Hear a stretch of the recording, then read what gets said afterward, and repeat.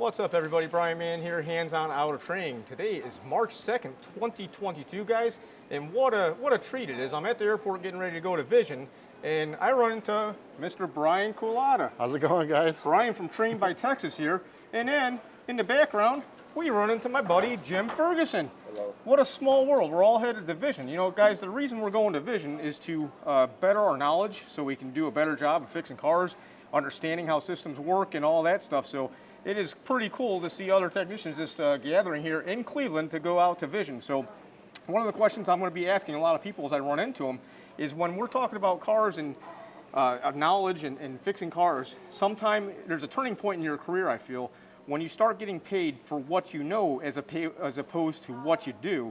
And you know, if you understand what I'm saying, I'm talking about anybody can do a brake job just about. But having the knowledge to know how to understand how a system works is so powerful. And I'm here with Brian. I just want to ask him about his take on that. Absolutely, and I agree 100%. I mean, when you take out your time of your day and the money just to get out here to go to training, you know, that ought to come with a price. You know, and you ought to get paid for your experience to be out here. You know. Absolutely. I mean, it is a sacrifice. I mean, I'm self-employed, so when I don't go to work, well, I'm losing money, right? But my goal is to gain more than I lose, and I think that's very easy to do by having great training. So, Jim, you got anything to say about that?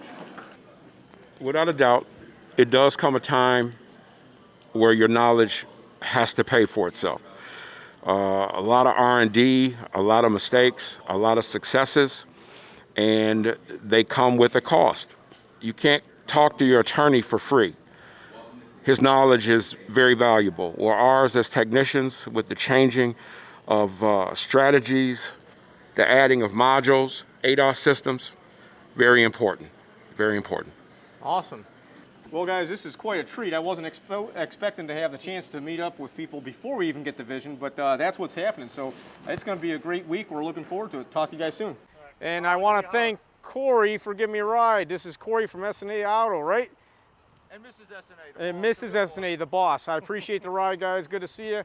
We got Mr. Dave Wagner here and Daryl. I lost Daryl. We're going to go catch up with Daryl. Catch you guys in a minute. And here we are hopping into Vision 2022. Just getting in here. Woo! Come on. How are you? Good to see you. Cody's here. Cody made it. Hey, guys, what's going on? All right, I'll put this thing away. Hey, guys, look who I ran into. We got Haken Light here. I don't know if you guys ever checked him out, but this is a smart gentleman, and it is a privilege to meet him in person. And we've got Matt Franslow and Chris, right? James. Oh, James. Man, I'm messing up. I don't know what I was thinking. This is James. I'm sorry, James. I apologize. Rhymes with his last name. So we got Matt Franslow. He has a podcast. If you haven't checked it out, you really should. He's got something going on. Matt, can you tell us a little bit about that? They let me put a microphone in front of my face and record it, and we call it Diagnosing the Aftermarket A to Z, and you name it, and I will talk about it, and have guests on like Haken here was on and we had a very good conversation about mental health. Super yeah, important. please check that out. Yeah, so Matt's doing great work, and these guys are doing all great work. And Matt, I'm going to put you on the spot here, and if this don't work, like I said, I'll scrap it. But I've been talking to a lot of people, a lot of different technicians, and you guys can hop in here too, but only you'll hear it if you got to talk like close. At what point in a technician's career does a technician get to start getting paid for what they know as opposed to what they do? I've heard this in different circles, but I pondered a question myself because being a technician, as I was working in a shop, I mean, I had to do brake jobs, I had to do ball joints, I had to do cylinder heads and timing chains and belts and all that stuff. But at some point, my ability to provide for the shop, like with my diagnostic ability, surpassed my ability to do the other work. So I'm just wondering, I'm asking this, and it's a tough question to ask, but I'm really curious about that. For one, don't undervalue what you bring to the table, and it sounds like a sales pitch, and I really don't mean it that way. It's just the truth. I recently did a interview with a shop owner, Dutch Silverstein, and we talk a lot about what you're talking about there with knowing your value. And we're going to have a follow-up episode to get into more specific numbers. Maybe not like the actual 1, 2, 3s, but gross profit margin stuff you should understand so that you can kind of assess. This is my productivity level. This is my you know, how many hours a week I work. This is what I bring to the table. This is what I'm providing to the shop, and based off other numbers that I know and should know, I can kind of get an idea of what kind of money should I be seeing, or not just money, right? It's total benefits, Productivity. compensation. Okay. Yep. What kind of compensation should I be? And so it's not so much a time thing. I don't think it's, you've been in the industry 10 years, you should start getting paid. There's people who've been in the industry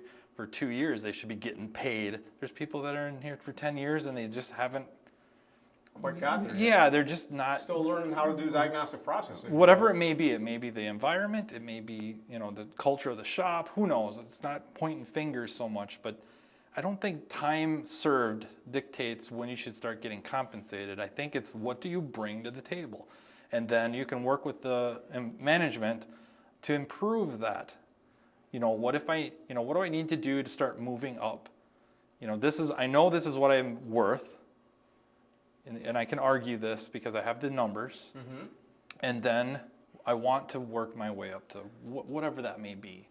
Everybody's going to be different, where you live, right? Demographics, everything, It's yeah. true. You can't speak specifically, unfortunately. Well, that makes a lot of sense, and I agree with the fact that, you know, where can you move up? If I had an opportunity to move up at the shop that I was at, I'll be honest with you guys, I may have not said on YouTube, I would not have went mobile. I went mobile because my boss told me to go out and figure out how much it cost to buy all this J2534 stuff back in 2010. Yep.